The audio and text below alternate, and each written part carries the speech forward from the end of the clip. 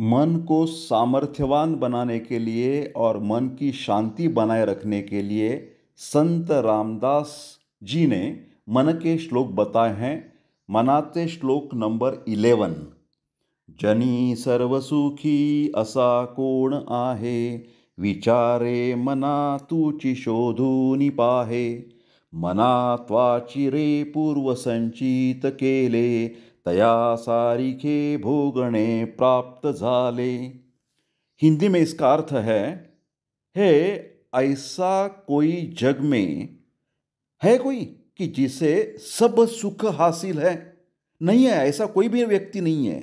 हे विचारी मन, तू ही ढूंढने की कोशिश कीजिए कि सब सुखी है, ऐसा कोई भी व्यक्ति इस जगत में नहीं मिलेगा। अरे मन, तुम्हारे पश्चात किए हुए कर्मों के मुताबिक ही तुम्हें इसी जन्म में उसका भुगताना पड़ेगा। Translation in English.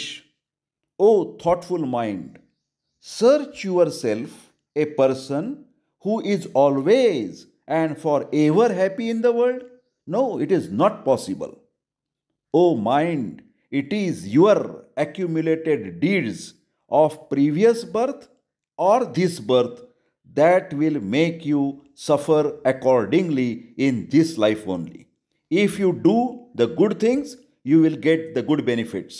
If you do the bad things, you will have to suffer from those bad things. मराठीमध्ये अर्थ, हे मना, या जगामध्ये सर्व परिपूर्ण संपूर्ण सुखी आणि आनंदी असा कोणी आहे का? अरे नाही, हे अशक्य आहे. हे विचारी मना, तूच याचा शोध घे की अशी व्यक्ती जगामध्ये नाही आहे.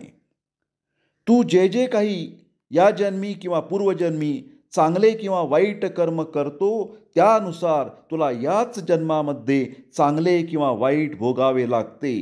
जय जय रघुवीर समर्थ. श्रीराम समर्थ.